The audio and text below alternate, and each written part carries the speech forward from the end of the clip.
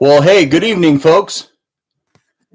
Just trying to get everything lined up here. Sorry about that. I'm out of alignment. And for those of you who are here, good to have you. And I got a couple of thumbs up so far. Thank you very much. And something I would like to say right away at the beginning of this video, because some of you may not make it all the way to the end. So let me just say right now, right down below the video here, give this video a like. If you don't like it, you can give it a thumbs down. Give it a thumbs up. That helps me as I try to build my position here on YouTube and build up my channel. So do like the video, please. I've got almost 500 members on my channel. And most of these reading videos get me about 150 to 200 views. But I only end up with like 20 to 30 or 40 likes at the best. And I know sometimes when I watch a video, I just forget to do it. So right down below here, right down below the screen, you'll see a thumbs up or a thumbs down. Give me a thumbs up. Give me some likes. And I want to say, I don't want to hold it out there like this, but if you like what you hear tonight, I'll do the second reading after I reach 100 likes on this video. How's that for extortion? You know, I love doing this stuff, but I'd like to get, if you like the video, like it, because it helps me out here. It helps what I'm doing and helps me further do what I do. So thank you very much in advance.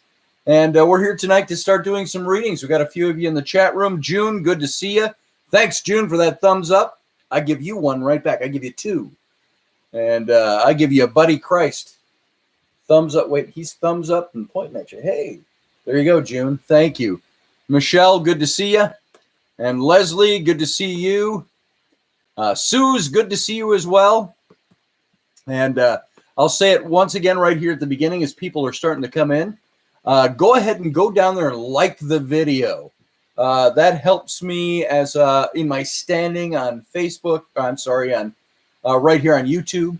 And as I do more of these videos. So go ahead and like it. When this video, after tonight's reading, reaches 100 likes, I'll do the next video. And hopefully that'll just be tomorrow. And that puts a little pressure on you guys that if you're watching the video and you like it, just scroll down, hit the like button. That helps me know who's liking what they're seeing. And it helps my, as I said already, my position here on YouTube. So thank you very much in advance. And now I haven't done a show since last Thursday night. I skipped Friday. I was kind of debating on whether or not I was going to do Friday. And then you know what? I fell asleep. And so early in the evening. So I never even got to put up any kind of a post saying I'm going to do a reading tonight. So, and then of course, Saturday and Sunday, I generally try to not do too much on the weekends, but that doesn't mean I won't ever. And so I want to thank all of you who are coming here. Let's see. I see a couple of comments here in my screen. For some reason, I can't seem to get it wide enough tonight so I can see full sentences here. Oh, there we go. I like on the way in. Oh, very good. Thank you, Suze. Appreciate that. And everybody who's filing in, thank you. Thank you very much. And thank you very much. And as I advertised, we're going to be starting reading The Secret History of the Reptilians. This is the book that I originally did as the follow-up to The Rise and Fall of the Nephilim. And, you know, for being published the first time, there's a difference between publishing yourself and having a publisher say, we think you're good enough to publish. Now, maybe the financial part of that isn't as good. If you have a publisher do it, you can make more money if you publish yourself, if you have a good marketing tool in place and get people actually noticing that your books are there. But I hadn't self-published prior to that. The only book I had done prior to that was a fictional book, and it was my illustrated book, The Rollicking Adventures of Tam O'Hare. And this is the one I illustrated and wrote, and it was published in 2008. And then along came New Page Books. They published The Rise and Fall of the Nephilim. And the best thing that you can ever get after you write a book for a publisher is to have them contact you and say, hey, what are you going to write for your next book for us? And I remember they called me and they asked me that question. And I was like elated that they asked me to write again. And I had a whole line of things I wanted to write about. And I was kind of setting myself up to be kind of a biblical mysteries type of writer with them. And I had all kinds of topics. And I mentioned the Reptilians, which I knew very little about, other than the pop cultural stuff. And they said, ooh, that one, write something on the Reptilians. And I said, well, perfect. That might fall a little bit hand in hand with the early civilizations and all the links between Nephilim and Anunnaki and reptilians and all of that. So what I knew about reptilians could fill a thimble, at least beyond the pop culture of it all. So really, in writing this book, I was learning about the reptilians myself. And there are times I say to myself, and I've said on radio shows and so on and interviews, that this was probably my least favorite book to write, only because I was not well versed in my topic. I was trying to become well versed while writing it. And so it started out as a book that examined the mythos and ended up being much deeper in digging into the anthropology, the stories, the historical tales that are out there, the mythology, that's the word I'm looking for, as well as the psychology of why we as humans need things like this, like reptilians. Why do we need that stuff? Why do we crave it? Is it because we know it's true before we know anything about it? No, but we're drawn to that stuff. And so I wanted to look into the psychology of it as well. So did I research the six-fingered Zulu Kitauri reptilian? I did not, Delaney. This is kind of an introductory foray for me into the reptilians. And this was written and came out in 2013. So that gives you an idea how many years ago. This is 6 years ago that this was even published. So I've done a lot of thinking on these things. I've learned a lot of things. I'm doing more research on these things. All of my books of these kind of weird, mystical, mythical topics are all books I could rewrite or write second editions to or follow-up books to because of so much more information that's come down the pike. Even with my book on Moses that I wrote with John, which is, I thought it was right here. I guess it isn't. Oh, I might have mailed that one out. I've got a box full of them down there. But that book, which is about a historical character matched up against the biblical legends about him. And John and I did that. And that book could use another edition. So everything you write, you revisit. I can't say that any book I've written on any given topic is the end all and the be all, or that I've hit every single facet of that topic. You talk about the six-fingered Zulu. I didn't even know about the six-fingered Zulu when I was researching this book. So a lot of this stuff has come up almost post-writing of the book. There's even a chapter, I'm going to let you in on a secret. There's a chapter of this book where a big segment of it didn't make it, the wrong version of the chapter. And by the time I realized that, the book was already on press and it was too late to change it. So there's even sections of the book that are missing that I wrote. And it's not a big section. It's about, I think it was about a 3,000 word section though. So stuff like that happens. Shit happens. And so what you're going to get out of this book is my initial dipping my toes into the sands of the reptilians. And you'll get a feel for the way my thinking was. And so we'll take it from there. And so without further ado, as they say, and as I've said and complained about saying that, we'll go on from there.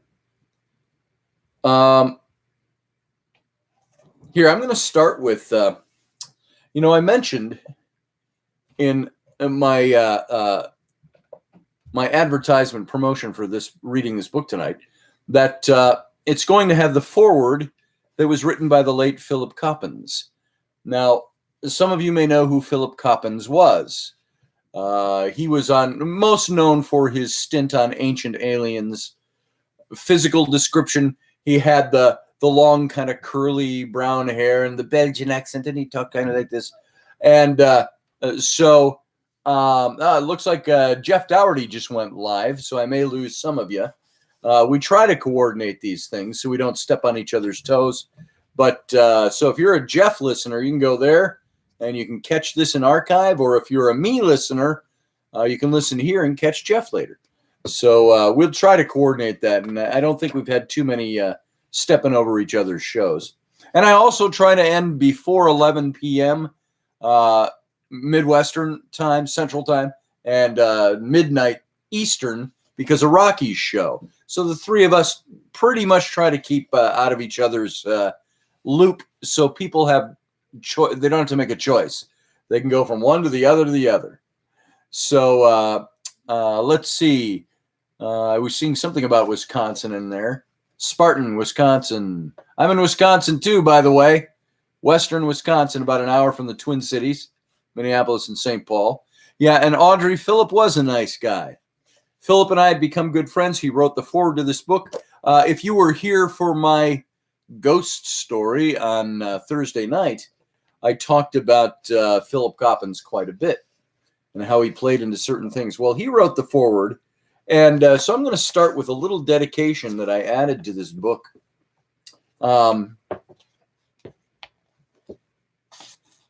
It starts this way. Dedications are usually got the name of the person and thank you and with all my love and heart and blah, blah. And I wrote a few paragraphs for him. And I said, dedication, for better, for worse, for richer, for poorer, in faith and cognitive dissonance, when writing, when facing writer's block. Although these were not the vows of our nuptial bliss, my wife Rainey has been the experiencer in and throughout, hefting all of these things as they blethered and bilged from me, although not all occurred during the particular writing of this book. For all the months of time I spent researching, reading, writing, rewriting, lying in bed, with my laptop casting a blue-gray luminescence about our room in the middle of the night, for all the times I excitedly distracted her from her tasks, or even worse, her slumber, to read new translations of ancient Sumerian cuneiforms, or newly stumbled upon historical information that prodded me from my intellectual bainescence,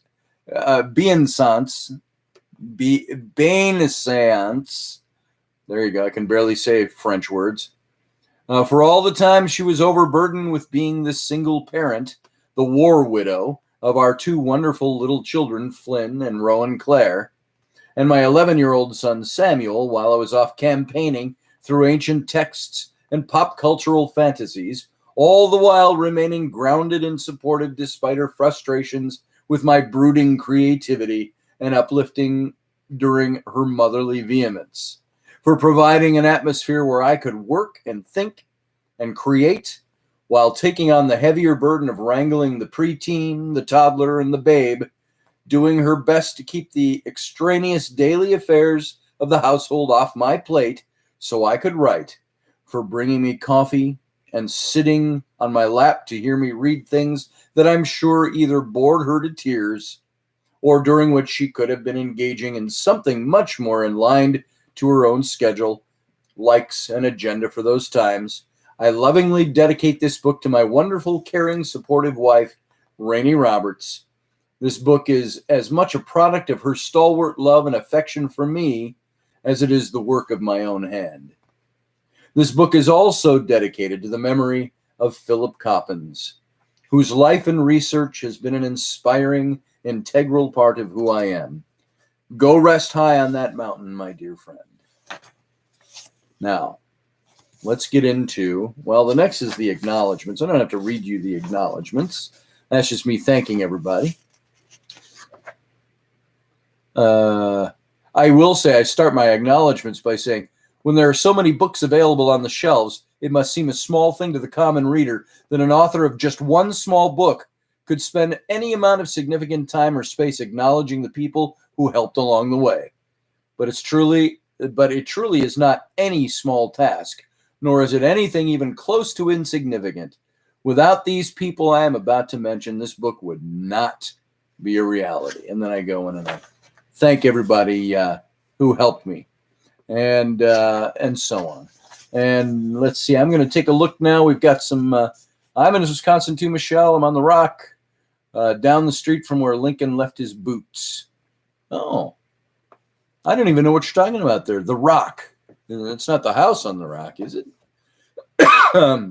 So let's see. Let's see if there's anything I'm missing here that I should comment on. Michelle is in Wisconsin too. How about that? Let's see. Leslie, it's good to have you here. Audrey, always good to have you here.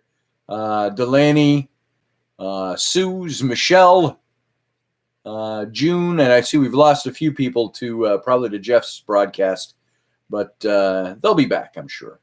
And when he's done. Let's see. Janesville is represented here. And so, yep, you married a Yank. All right, here we go. This is the foreword of the book, and this was written by Philip Coppins.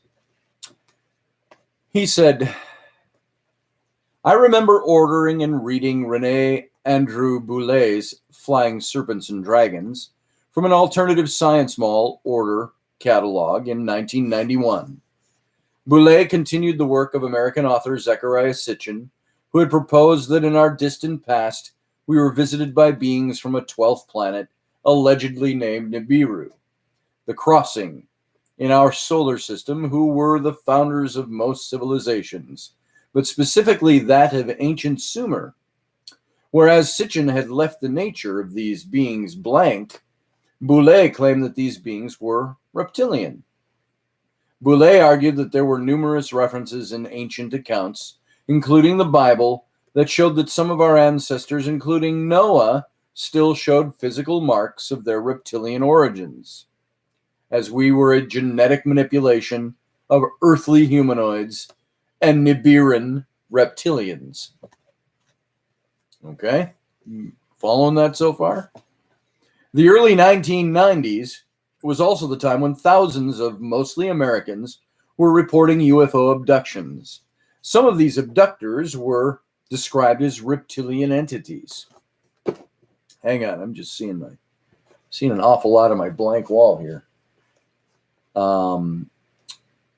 These two ingredients were mixed by British conspiracy author David Icke, who proclaimed that the British Queen Elizabeth II was actually a reptilian in disguise, a gimmick that guaranteed his claims would be headline news, including the British tabloids, who loved that a former BBC sports presenter had made such outrageous claims.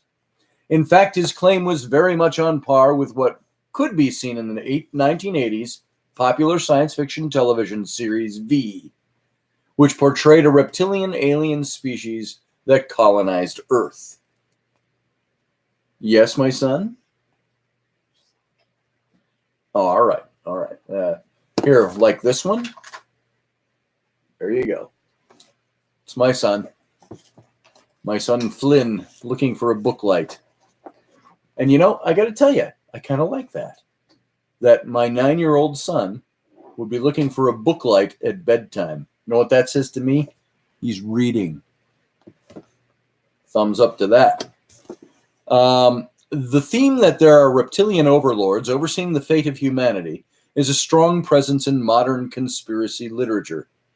As I appear on the popular television show Ancient Aliens, and people as a consequence assume I have editorial input, one of the most frequently asked questions is whether there's going to be a special on the Anunnaki, the name of the conspiracy-minded Sitchinites have given to our assumed reptilian overlords. Then, of course, our current mindset didn't begin with David Icke. He merely played with an archetype that is far older and perpetually remained popular. The source of all evil in the Bible has become commonly identified as a reptilian being, a serpent. Though the crime the serpent seems to commit in the Bible is quite minor, providing information to Adam and Eve, as Christianity grew in popularity and power, it sought to personalize evil in the form of Lucifer and the devil, who became identified with that speaking serpent of the Garden of Eden. If the devil is one of your most prominent identifiers, it is not surprising that serpents face an uphill struggle in popularity contests, though this is the cultural phenomenon. In the New World, the feathered serpent Quetzalcoatl was seen as a cultural bringer, a culture bringer. While the vision serpent helped the Mayan king in receiving information from the underworld, though it shows that serpents were not always seen as evil, it does show even in the biblical account that intelligent serpents have provided our ancestors with knowledge, including otherworldly knowledge. With a topic that has been identified by the church for almost 2 millennia as the root of all evil, wading through the material is not a simple task. Sitchin and Ike are but two of a long list of researchers who have stranded in the murky waters of reptilian archetype. Scott Roberts, fortunately, boldly goes where few men have surfaced from, providing a well-balanced, innovative, and insightful approach to the topic. It is time to become reacquainted with our reptilian neighbor, who seems to have a consistent cross-cultural reputation of bringing us knowledge. It's high time we learn. That was Philip Coppins on August 8th of 2012. He wrote that. So that brings us to the preface of the book. And the preface runs, let's see, how many pages have I got? 15 to 22. Let's see how far we get, and then we may hit the introduction tonight. I think we have time to do it if everybody's around and sticks around and wants to stick around for that, which brings us up to page 30. So about 15 pages of reading. I think we can handle that tonight. So let us move on here. Let me just see who's here. Dad's always on the clock. Ain't that the truth? So's Mom, more than Dad.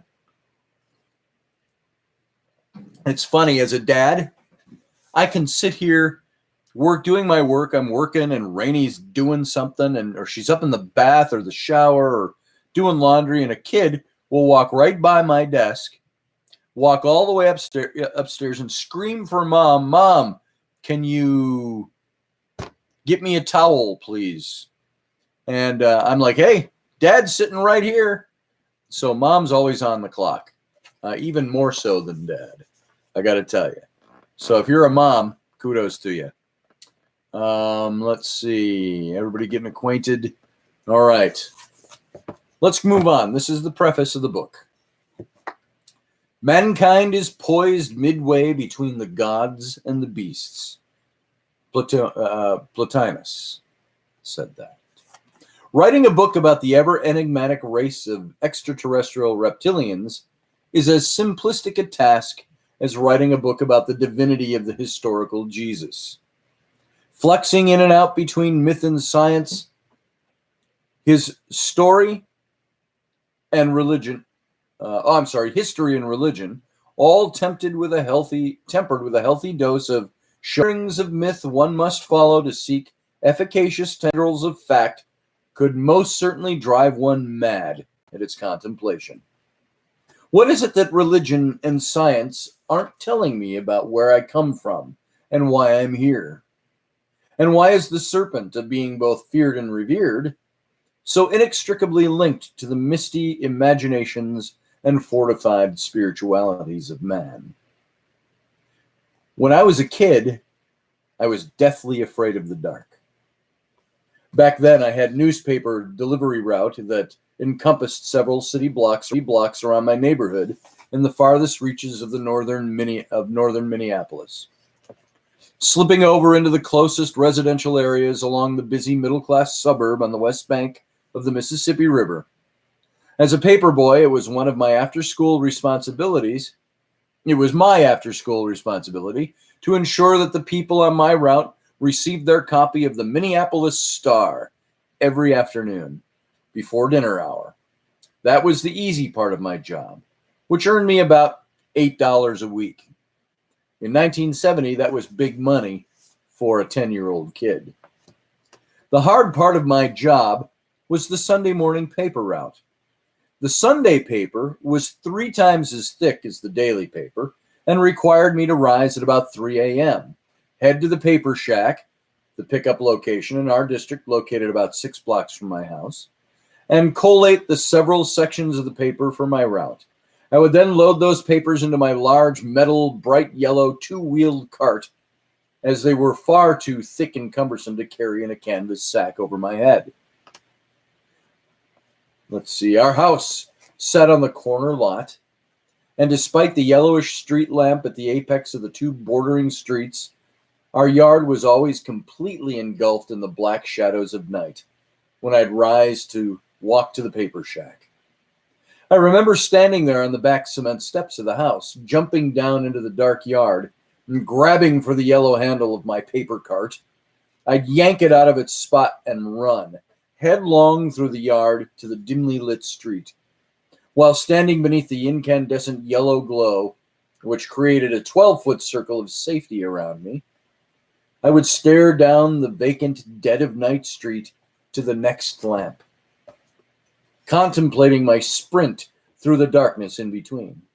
Sucking up all my courage, gripping my yellow 2-wheeled anchor behind me, I'd again close my eyes tightly and run with all my might toward the next street lamp, squinting only momentarily to make sure I hadn't deviated off my course and into the shadows that lined the street.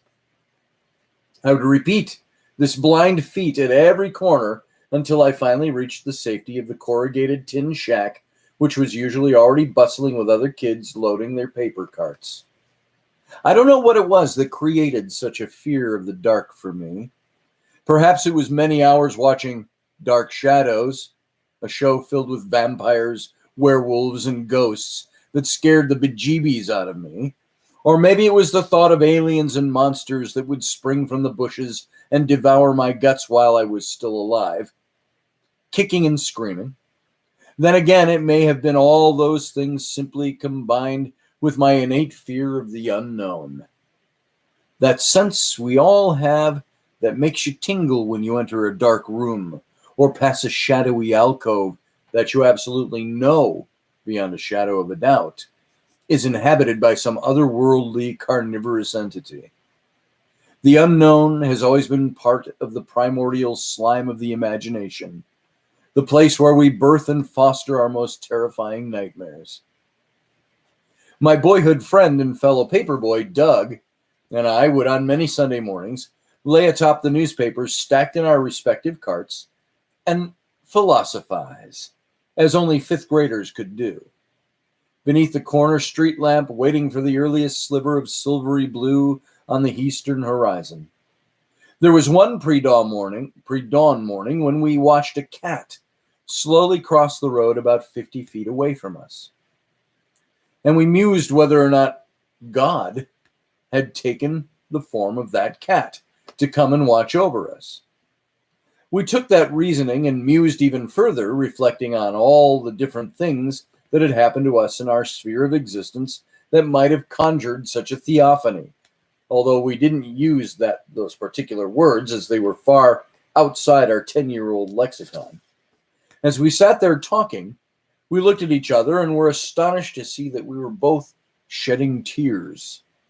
Just watering up, it's really what it was. There's the crying theme again. Not of sadness or of any sort of uncontrollable weeping, but from something that hit very close to our home in our psyches, on a very deep subconscious level.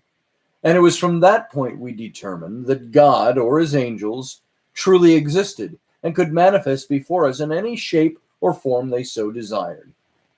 And the cat from that day forward became the object of our fecund private little religion. So we became idol worshippers of the cat in the neighborhood.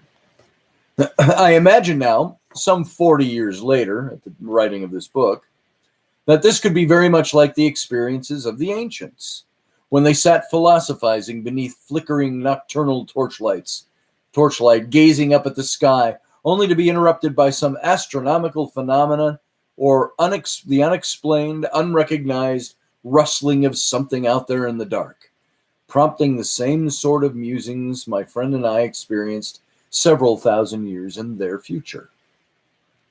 What was their religious cat, I wondered? Who or what became of the object that, for them, could so capture their worship in the midst of their contemplative brooding? What was it that caused them to conceive deities and imagine giants from the dark to such a degree that they would soon end up etching for all time on the local cliff face, painted with dye concocted from the roots of plants that grew around their village? Or perhaps their ancient encounters were far more tangible. Men from faraway tribes appearing in their village for the very first time. Beings from the desert, the hills, the skies, and possibly even the stars. And from these encounters were birthed their oral stories that were generations growing into legends and myths. On the heels of the rise and fall of the Nephilim, which examined and explored evidences in theological, anthropological, and comparative cultural accounts that the human race was visited in ancient times by non-human intelligences that interrupted and influenced the development of humanity, these pages will take the case another step further. There's a lot of mythos out there to suggest that we've been visited by extraterrestrial intelligences. Now remember, I have said, and I defined in the last book, extraterrestrial doesn't necessarily mean aliens. Extraterrestrial means something not of this earth, not of this soil. And so I would think you could call, in a way, you could call the angels in the biblical stories, you could call them extraterrestrials. They were not of this earth.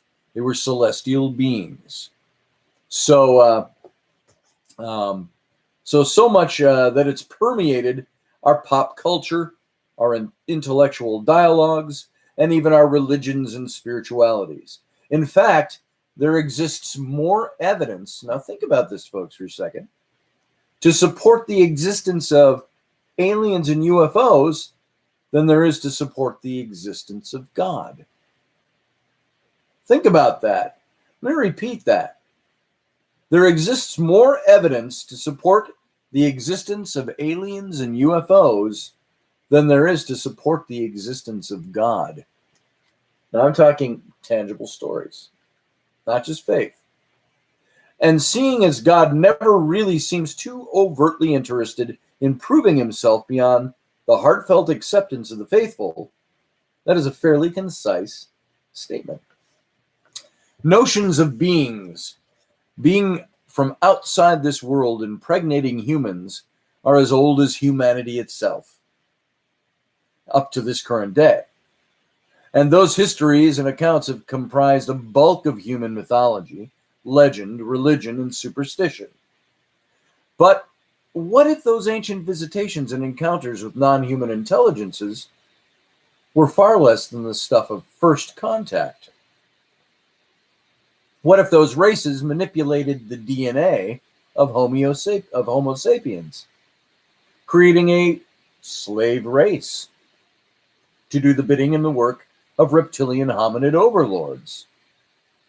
The theory of ancient alien interruption, and the possibility of extraterrestrial reptilian races is not a new one, and its purveyors have been writing and theorizing on the topic for decades.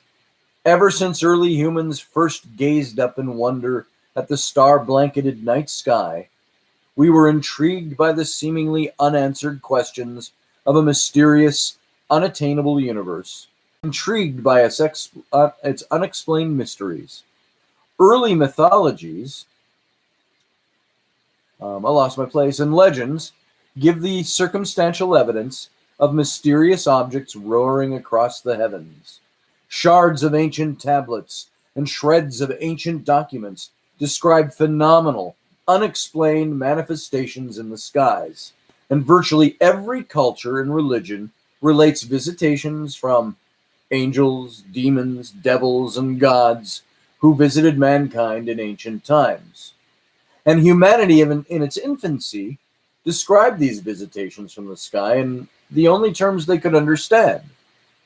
Of course, they were deities. Despite this decades-old, if not centuries-old debate, there is still a lot of disinformation and misinformation out there that begins with an atheistic point of view bent on disproving the religious and spiritual elements of creation and otherworldly interaction, as well as the opposite, which would seek to disprove or naysay anything that smacks of anything else outside the box of established traditional theology. Despite being a secular society focused on the tangibles of the day, or of day-to-day material safety nets, and a laissez-faire adherence to entrenched generational religious denominations, people have an underlying draw to old spiritualities and covert superstitions. Though outwardly displaying a dismissive attitude toward anything that smacks of a deeper connection with the traditional beliefs and spiritual roots, usually accompanied by an almost apologetic acquiescence to having grown up in a faith or a religion, the overt facade belies a deeper, inextricable, yet unrequited draw to theo-philosophical questions, mixed with a fascination of God, UFOs, ghosts, angels, demons, and everything else in between. As for scientific dogma, most people dismiss the science as mathematical things, quote unquote, that are either too heady or too emotionally disassociative to matter, and far less things to incorporate into any sort of daily life. And they tend to ignore them altogether. Unless Morgan Freeman narrates a show about the universe or genetics, science has become a thing that has been relegated to the realm of geeks, nerds, and academia. Why, you'd never find a scientist drinking a beer, eating a hot dog, changing diapers, and belching out his new theory on Higgs boson, right? Well, when you strip away all the externals and lay bare the hearts of most people, at the core is their need to know who they are, where they come from, where they exist, and what the hell else is out there, regardless of how much they try to make the rest of the world believe they view these things as unimportant. Myth, legend, theology, and meta-science comprise the underlying faiths and beliefs of most Americans, who would otherwise give no outward indications that they hold to such values, even on a level of simple curiosity. This book represents the never-ending book, contained in 220 or so pages. You'll find yourself at times deeply entrenched in facts and details, sorting through historical and linguistic material, but I have presented in such a way that is hopefully exciting, enlightening, while riddled with bits and pieces of humor and my own anecdotal rants. Yeah, you'll catch a lot of that in this book. In other places, you'll endure my pedagogic philosophizing, mixed with my middle-of-the-road positioning, while attempting to bring a clear connection between a race of beings who visited Earth millennia past for the sole purpose of not simply cohabiting, but creating and manipulating a race of underlings. Now you'll get the idea where this became really a follow-up to the Nephilim book, because that's what we were talking about in Nephilim. Not the enslavement of humans, but the bringing the knowledge to the race of humans based on the mythology.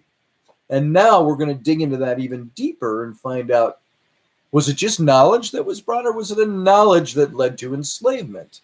And that's a big question.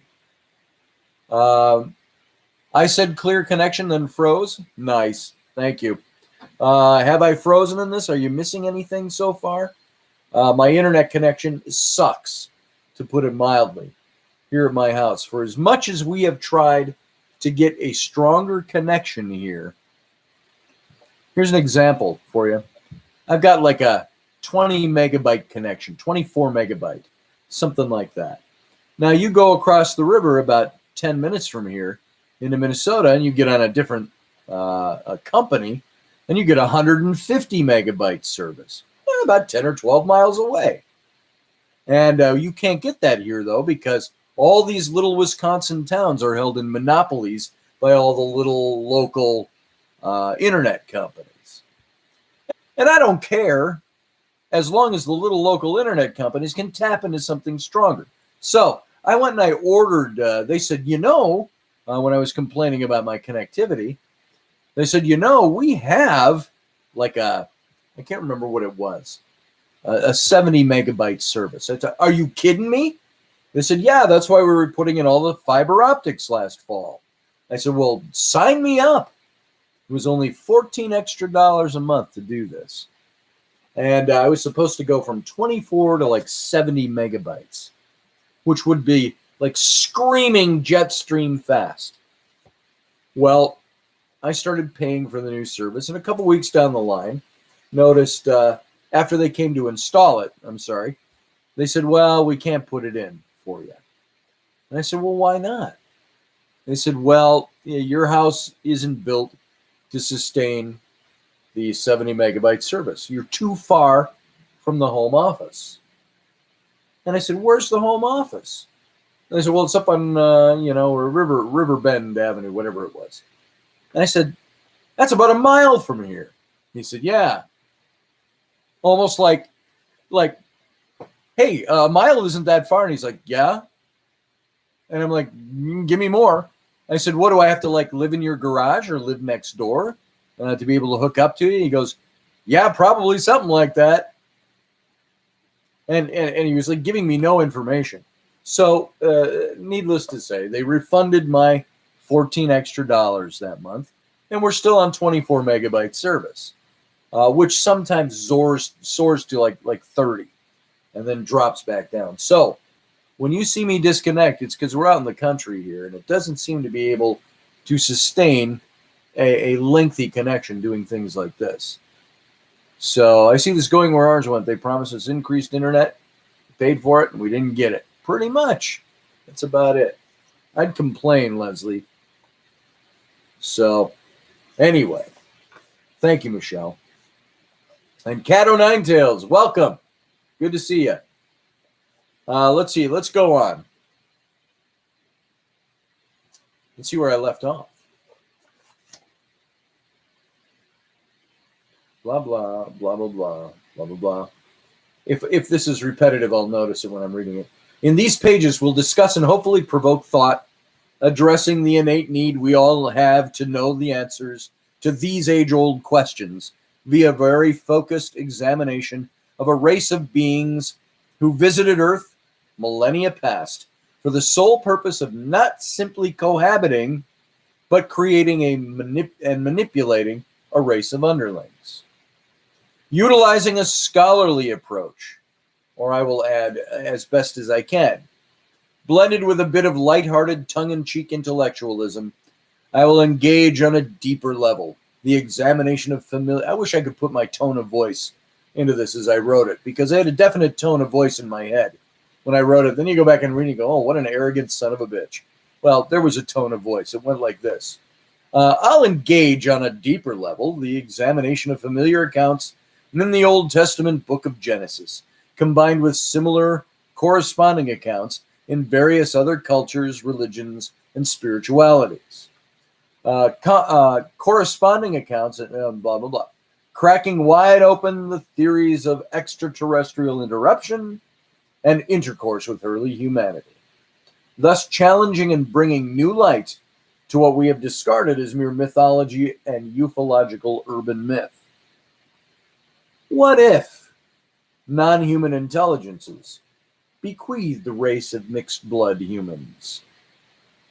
You ever sit up late at night and think that, or you're in the shower and you're scraping the calluses off the bottom of your feet and you got mundane thoughts going through your mind and you go, what if non-human intelligences bequeathed the race of mixed blood humans?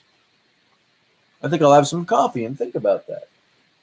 Are those the thoughts that go through your mind? I used to think about this stuff all the time when I was younger. And then, of course, it culminates in all of this stuff. This book explores the cross-cultural theological accounts, as well as the current New Age movements that capitalize on fear-mongering, the Illuminati, and the behind-the-scenes of what is taking place in humanity. Remember, beware the man behind the curtain who's behind the man behind the curtain. We will explore the Merovingian bloodlines, the bloodlines of the Nephilim, and the presence of reptilian and other alien races working to destroy, aid, and or bolster mankind, all as they precariously balance against ancient religious mythology of the presence of the serpent in and throughout ancient history and religions. The rise and fall of the Nephilim established that something huge happened to the human race in our ancient past, supported by the comparative religions, cultures, and archaeology of the world.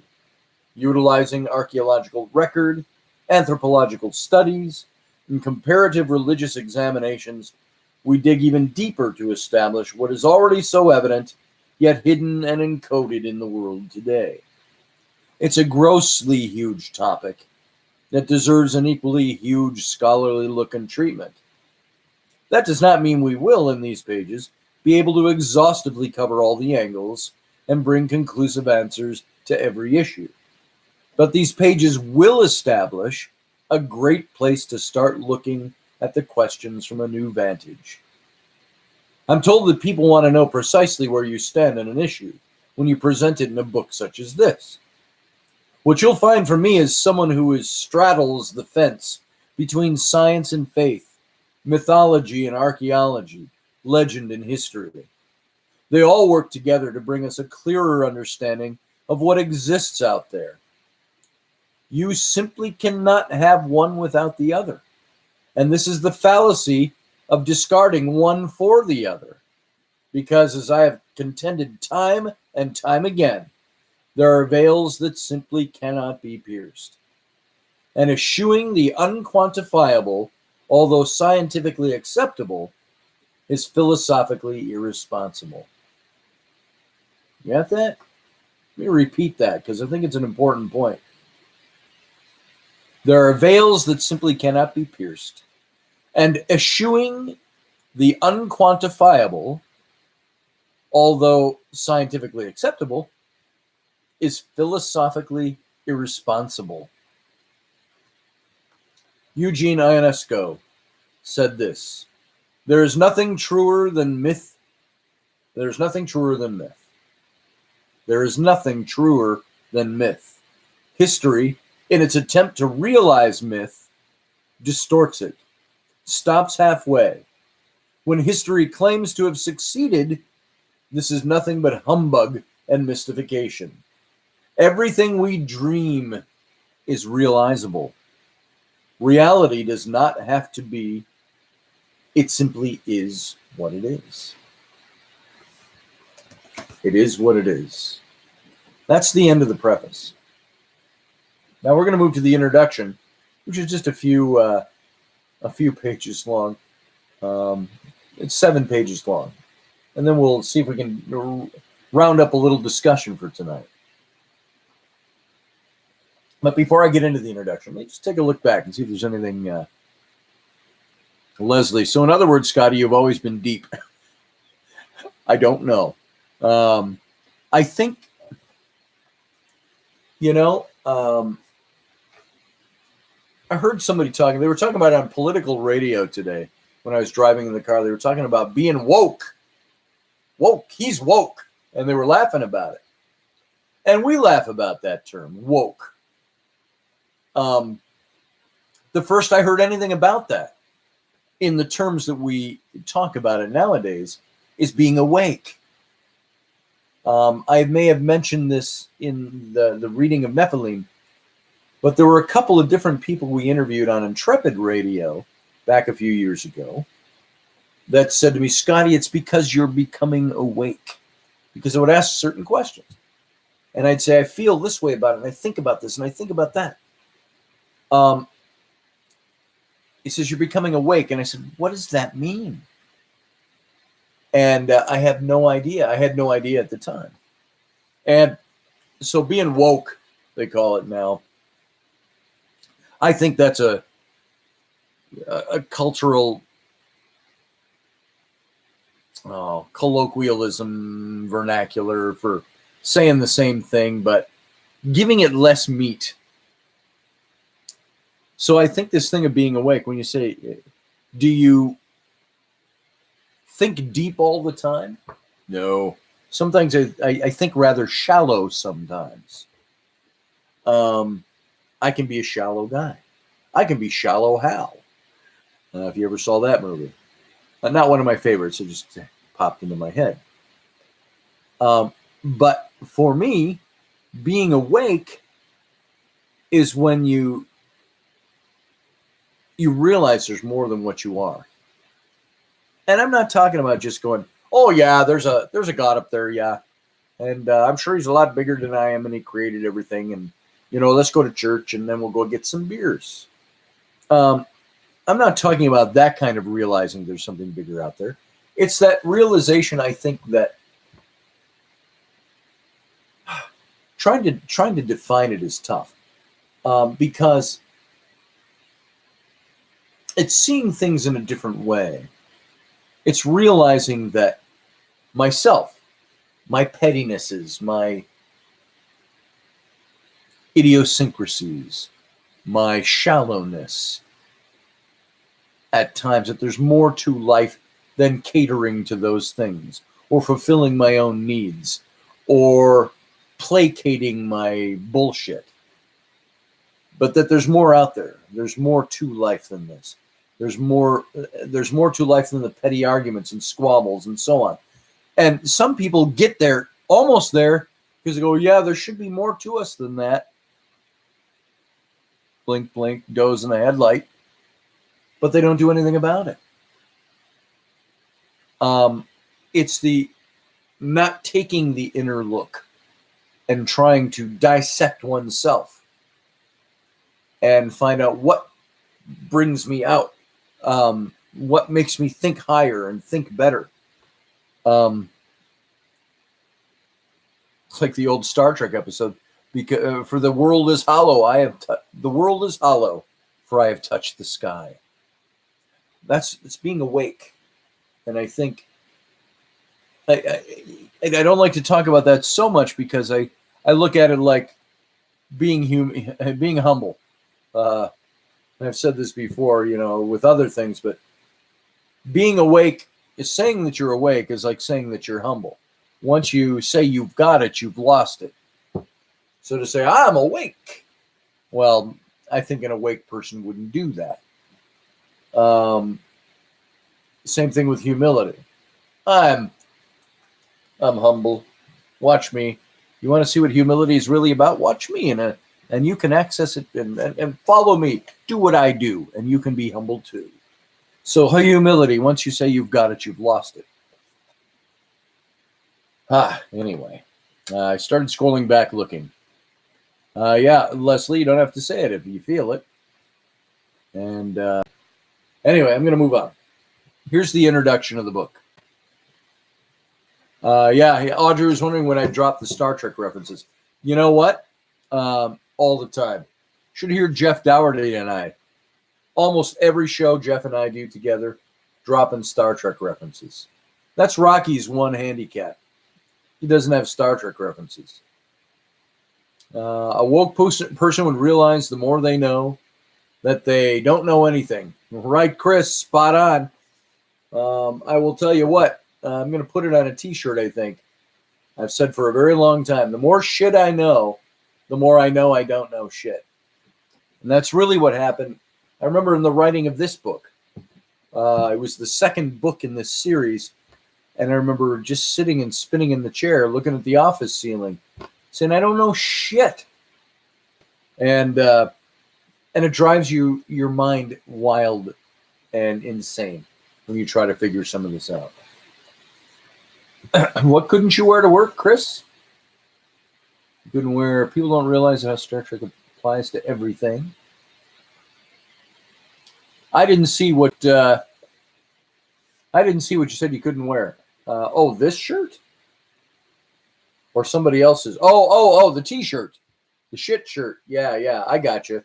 Whoosh, right over my head. Yeah, I suppose. Yeah, there's certain words you can't display on shirts while at work. So I get it. But there's other shirts. Introduction. Start with this quote. Snakes. Why did it have to be snakes? Indiana Jones. Now, here we go. Every night, a snake-like man would visit me in my house. I don't know how he got in or where he came from. He was just there, standing more than 6 feet tall, with smooth, delicately scaled, greenish-brown skin, almost silky to the touch, giving me the sense of a cobra or some other sort of sleek reptile. His eyes were large and glossy black, with vertical iris slits that glinted an iridescent yellow. When he spoke, his voice was as deep and hollow as a bottomless canyon, rapacious and seductive all at once. By the way, look, there you go. Look at that. Boom. When he spoke, his voice was as deep and hollow as a bottomless canyon, rapacious and seductive all at once. His breath held a faint scent of cinnamon. He said he was from another part of the galaxy, somewhere in Orion's belt, and that I had been someone they had been watching for a very long, long time. That's the beginning of a story told me several years ago by a woman whose name I have long since forgotten. She went on to describe a fearsome yet benevolent creature who described himself to her as being part of a hostile race set on the destruction of humanity. A course that was determined long, long ago in humanity's primordial past. This woman even sent me drawings she had done of this being, as well as much more descriptive and at times quite sexual narrative. They too have simply vanished along the way, more a result of my own ramshackle filing system than any sort of weird conspiracy theory. I lost all the shit, is what I'm saying there. Her story, along with many others similar accounts of such beings I have heard throughout the years, was relegated to the back of my brain, filed under interesting but nutty. There it sat in a metaphoric mental stew pot, slowly simmering a reptilian stone soup, growing in richness and flavor as I subconsciously added the bits of ingredients delivered by all sorts of characters and sources along the way. Every so often, the lid of the pot would rattle, releasing a steamy, fragrant aroma of hearty broth, bringing me back to the awareness that I had something cooking over there in the kitchen in the back of my mind. And what was cooking was a splendid, blended concoction of theology, archaeology, ufology, psychology, cosmology, anthropology, and every other little ology in between. Having recently completed my work on the rise and fall of the Nephilim, I found myself in a highly agitated state of spiritual and emotional unrest. I found myself in I had either just opened up, at least for me, an exponentially expanded view of who God is, or I had, in essence, eliminated his existence altogether. Either the God of the Hebrew and Christian scriptures existed as I'd been taught in cloistered fundamentalist academia, or I had effectively stripped away his divinity by lowering him a few rungs on the ladder to the level of non-human entity with some power over the human race to create, procreate, and destroy. To me, this represented a crisis of faith, and I entered the grieving process of the loss of innocence, as embodied in the theology I once adhered to so strictly and believed in so intimately. When my theology was forced to stand against the onslaught of history, comparative religion, cumulative cultural mythologies, and archaeological record, everything about my religious practice seemed to be ripped open and lain bare as if by a great whirlwind. And all that was left was a naked faith, shivering in the harsh cold of a veritable nuclear winter of pragmatic thinking and common sense, void the protective cloak of religious insulation.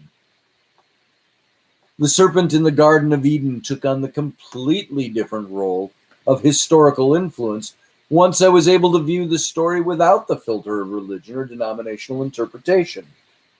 When I was able to see that this creature, as described in the Hebrew Bible's book of Genesis, was similar to, if not synonymous with, many other cultural tales of trickster beings who brought knowledge and illumination to early humans, I saw a much bigger picture encoded within those pages of biblical scripture. When people step outside the box of religion and denominational spirituality, they find themselves in a unique vantage point of being able to see myriad varied tales that have intrinsic common threads woven throughout. It's rather like walking into one of those glorious old theaters. Hey, now, folks, I want you to listen to this part kind of closely. This is something I've hailed back to this analogy, this word picture, many times since I've written it here. Listen to this. It's rather like walking into one of those old glorious theaters that dominated the cultural avenue of upper crust society at the turn of the last century. As you entered the theater and walked down the main aisle, the gilded proscenium and the glittering chandeliers sparkled the magnificence of the Thespian Palace, built as a showcase for the art of the show. And there, lining the aisles, were row after row of plush velvet seats, all identical and all capable of holding the weight of a patron every night. Yet despite their identical construct and appearance, each chair held a different perspective of the show being performed on the stage. You catch that? You're in a big old grandiose theater, and every one of those velvet seats views the show, but each one from a different perspective. Depending on which seat you settled into, your viewpoint of what was being performed up front varied. Some seats were side by side, so their vantage was nearly identical. Other seats delivered views from far sides, back, or distant last row of the balcony. Some seats even had partially obstructed views. But in a literal mathematical sense, not a single seat held the same exact vantage point or view of the show being played out on stage. But one thing was also sure: no matter where you sat in that theater, no matter which vantage point from which you viewed the show, the performance itself remained unaltered. Perception does not alter reality. And this is a pet peeve of mine. Reality is not based on my perception. Perception is not a non-absolute. Perception is not an absolute. Truth is. It'd be like saying, I don't know. I'll use a simple example. This paintbrush, the handle is brown. Somebody might say, oh, it's orange. Somebody else might say, that's burnt sienna. Somebody else again might call it green because they're colorblind. Now, we all have different perceptions of the color of that brush. But perception does not change its innate color. It was painted a certain color, or it's made out of wood that is a certain color. That color doesn't change because of my perception.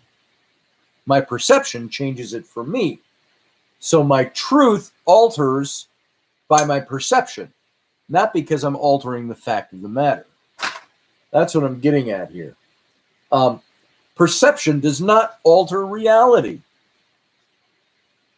It merely alters practice. The show on stage doesn't change dependent on where I'm sitting or from what vantage point I'm viewing.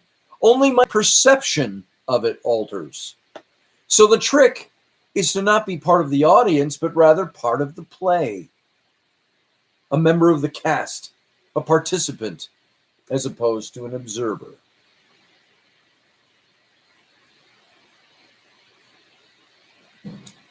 The Hebrew story of a race interrupted is an encoded one.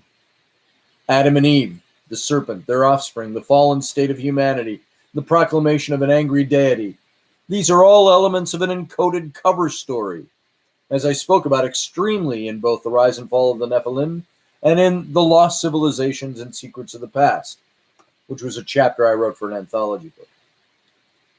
There is a much bigger message than the meticulously buried messages of biblical tales that is similar in tone and thread to hundreds of other cultural religious mythologies of spectacular non-human beings interacting with the human race of ancient times. Common to nearly all of these cultural stories is the common thread of residual bloodlines that run through the course of all human history. Call it religious mumbo-jumbo or theological manipulation. Look at it as an establishment of the messianic bloodlines and the mixed race meant to thwart the coming of the kinsman redeemer. That no matter how you view it, the story of the ongoing bloodlines remain a concurrent theme. Remain a concurrent theme. From the very first utterance of an enmity that will exist between the seed of the serpent and the seed of the woman, all the way down to the historical biblical genealogies that are there within Old Testament passages to exhort the ever-present vigilant eye to be ever watchful of the pure human line versus the oppositional mixed blood lineage. Humanity, you can see where I picked up from the ends of Nephilim. Humanity was visited by non-human entities that from the very beginning introduced an alternate bloodline that is carried all the way down through the historical record to the current day. The bloodline of the serpent. But we only see fragmentary bits and pieces, rather like a checkerboard where half the spaces are occupied, but the other half remain completely void and empty. I'm not one who quickly sidles up alongside great awakenings or new spiritual movements or hyper-fastidious conspiracy theories. They all generally tend to me to be the stuff of manufactured emotional reactions to hypotheses that are either not well researched, historically, spiritually, anthropologically, and many times are not well articulated despite their complex yet imaginative constructs. Most of these types of theoretical movements rely far too heavily on fanciful whimsy, bolstered by a desire to find something new and exciting, filled with elements unwittingly designed to suspend reality or move the mind away from the mundane, not to mention the targeting of political opponents. Far too many times throughout human history, we have seen the devastatingly horrific result of revolutionary new movements that explode onto the scene, spewing theoretical spiritualities, political conspiracies, or vox populi, vox dei, literal or metaphoric, or figurative, of self-proclaimed messiahs and the murder, suicide, or disbanding of disciples. Yet those movements that do gain a foothold and garner mass followings trend to the darker elements of racial bigotry, genocide, political xenocide, and Holocaust, building gravitas and momentum by catering to the fears of potential devotees and zealous followers alike. Sound a little bit like Jeff Dougherty and what he has to say?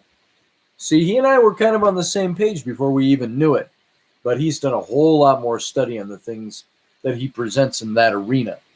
But we're both onto that. When you start thinking beyond the surface, when you start, as Jeff will say, unindoctrinating yourself, you come to that conclusion that things are not what they seemed they were, and that there's something else pushing an agenda.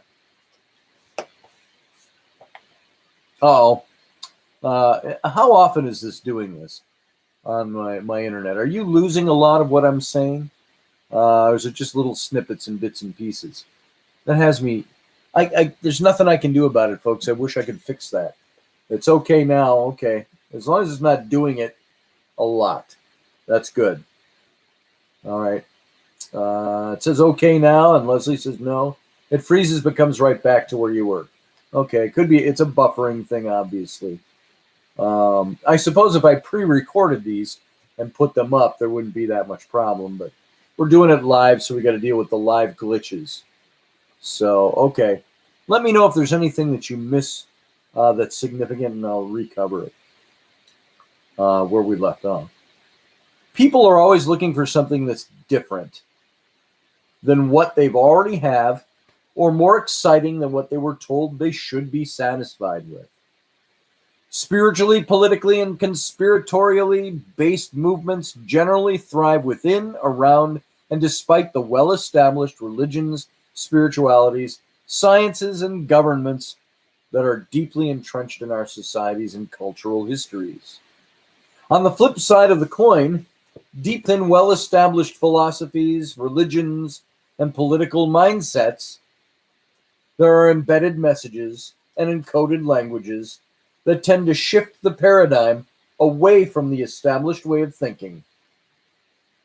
Once this new information is articulated and disseminated, established systems of spiritual belief and practice are enhanced, are expanded, and in many cases rewrite the history of a well-established, firmly entrenched philosophy.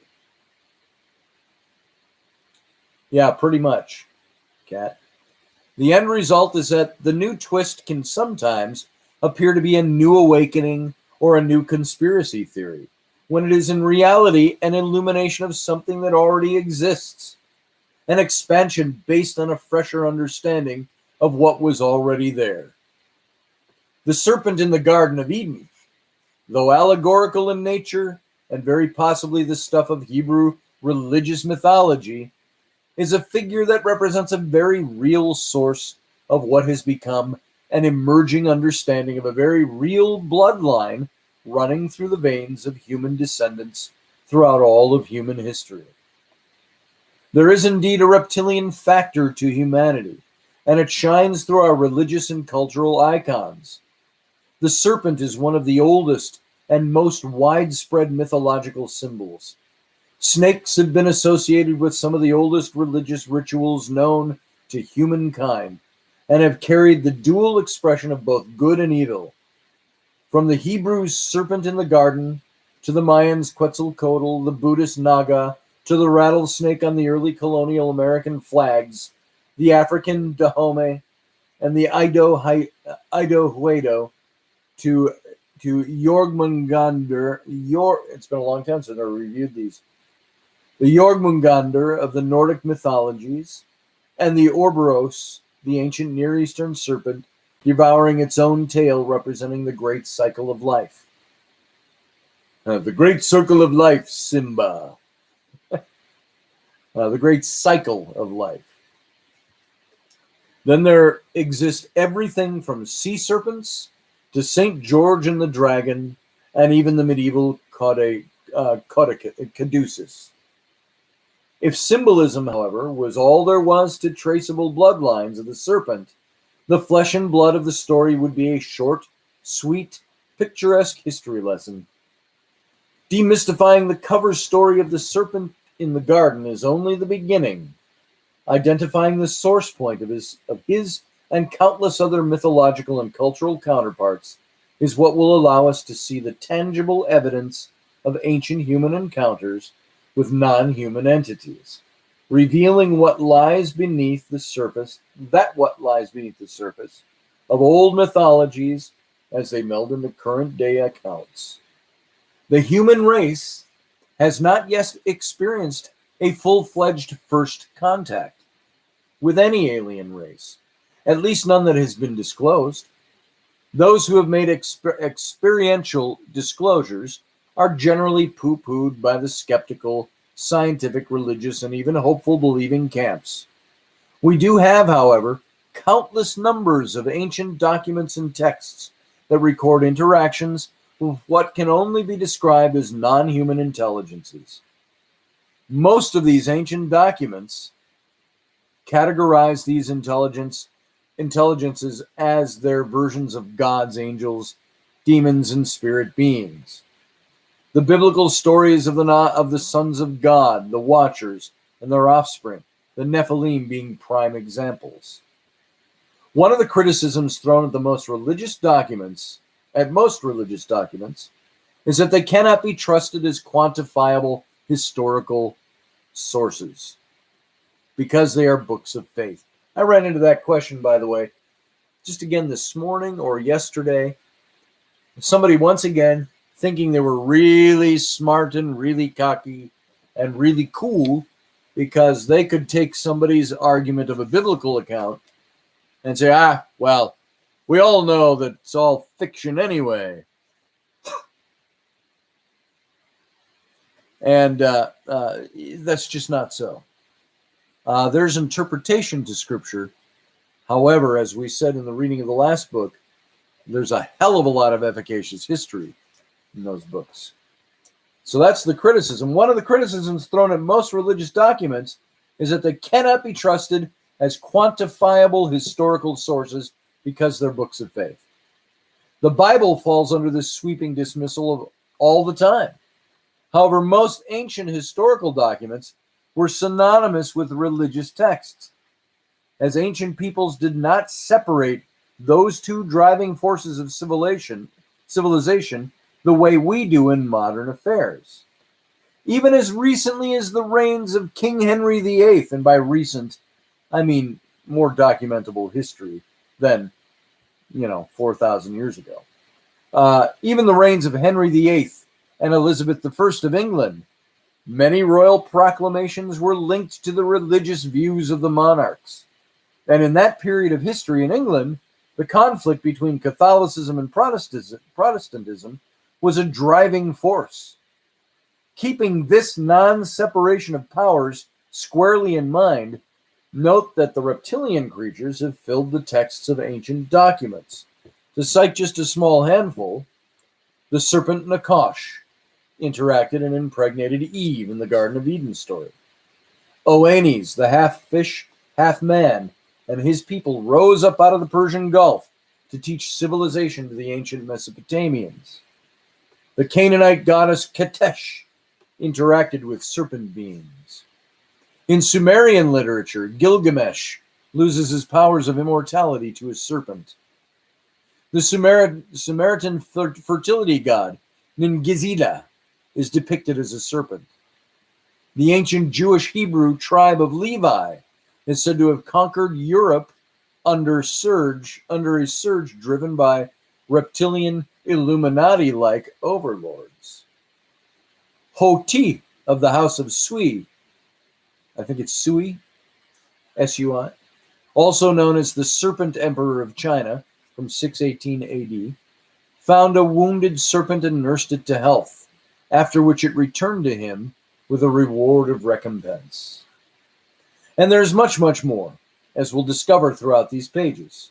The serpent has been a pervasive presence, indeed, throughout human history, filling our religious scriptures, historical tomes, and mythological tales, and appearing on the faces of thousands of archaeological relics, and yes, our theories of UFO visitations and extraterrestrial encounters have a decisive reptilian influence in and throughout the ancient alien subculture. Simply enter the word reptilian in an internet search engine, and you'll find millions of entries, ranging from the profusely insane and undocumented to highly politicized pseudo-religious movements, to loosely documented claims by highly credible people. The opening lines of this book begin by recounting an experiencer's tale of interaction with a single member of an alien reptoid race. We will now move forward to explore the veracity of these experiential claims, as well as the serpent as a religious symbol, a political force, a mythological influence, and a race of both intraterrestrial and extraterrestrial races bent on the mutual destruction and salvation of the human species. And there we go. That's the end of the introduction. The next part is part 1, The Empire of the Serpent, and it starts with chapter 1, The Anunnaki and Their Sumerians. So that's where we'll pick up the next time we do the reading. I want to read this quote from F.J. Trish from Myth, Magic, and Archaeology. It's at the beginning of the next chapter. He says, "The realm of myth and magic is a dangerous field. Fairies abound, good fairies and bad fairies, dragons and dragon slayers, gods and goddesses, truth and untruth, history and legend, science and fiction, inextricably mixed and fused. But what has archaeology to do with it, will you say? Archaeology is concerned with bones and flints, with pots and pans and post holes, with stone and metal, in short, with the material remains and spades to dig them up with." So there you go. Now, there we are. There's the first part of the reading for tonight. You're welcome. Riveting intro. Thank you, June. I think of serpents as evil. You'll find, PK, that they really run a broad gamut in human history. Look at the Chinese dragon is a prime example that pops into mind. A big example, literally. The Chinese dragon was a symbol of happiness and fertility. And they honored the dragon in the parades. A serpent was always a picture of renewal of life. The Ouroboros. I can't ever say that word. There's too many vowels in it. The shedding of the skin of the snake and the renewing of life. It was a symbol of resurrection. Oh, you just don't like snakes. That's cool. That's all right. Yeah, I don't hang with snakes either. Snakes, from garter snakes, I'm okay. I've never been bitten by a snake. Never want to be. It's one of my phobias of moving to the south of the United States, the Southwest. I've had some opportunities, and it's like, I don't think I want to go live where there's scorpions and rattlesnakes. There's a rattlesnake in my boot, as Sheriff Woody says. So they do eat rodents. There's an upside. Let me scroll back here and see if there's just anything I missed that we might want to group hug from June Shasta. Very nice. Virtual group hug. Chris had to go to work. Sorry you had to go, Chris. If you listened back, it was nice to have you here. And like blaming someone for hanging up on his own. There we go. Yeah, we were already there. Thumbs up this reading all. And let me ask you, please, go down below. If you're still here listening, go below. Give it a thumbs up. Like this post for me. I've got, as I mentioned at the very beginning, because I wanted to make sure people got it before they listened for 10 minutes and said, I'll catch it later and never get back to it. Come and like my page, subscribe to it if you're not page, and follow my videos. It builds my presence here. And it also lets me know that you're out there. Because out of 500 people that are, just about 500, that are subscribed to my page, these videos of my readings get roughly about 140 to 150 views. Some less, some a little bit more. And then out of those, generally gets about 20 to 30 likes on a video. So if you're here and you're listening and you like it, please like the video, give it a thumbs up, and I'd appreciate it. And I'd like to see, now here's an idea. I'm not extorting you, but before I do the next read, I'd like to see 100 likes of this video. And if it gets over the next day or so, enough likes will carry on. I just want to see, it's not to pat me on the back. It's to make sure that people are here, they're listening, and that they're liking what we're doing. And because there is, believe it or not, there's considerable time and effort that goes into doing this stuff. I would do it all the time, but I want to make sure it's worthwhile and that it's efficacious for you. So return that favor, like the video. If you hated the video, go ahead and give it a thumbs down. That's cool too.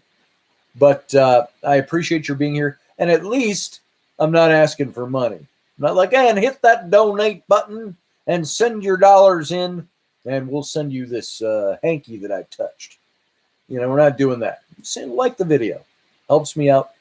helps you out, helps us continue to do more. So thanks for being here, folks, tonight. I don't see anything else in here that we really have to address unless I really dangerously missed something.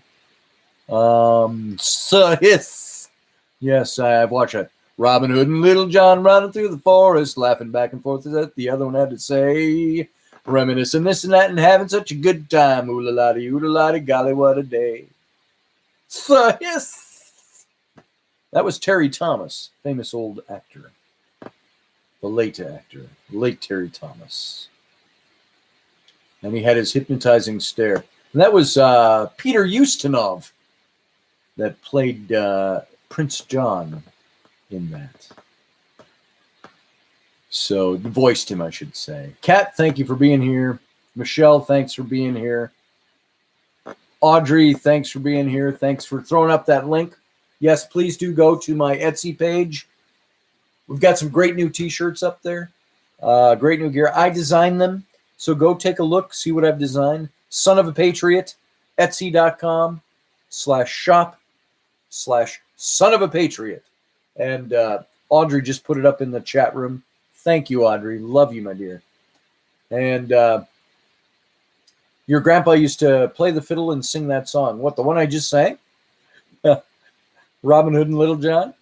Cool. Awesome. Fantastic. All right, guys.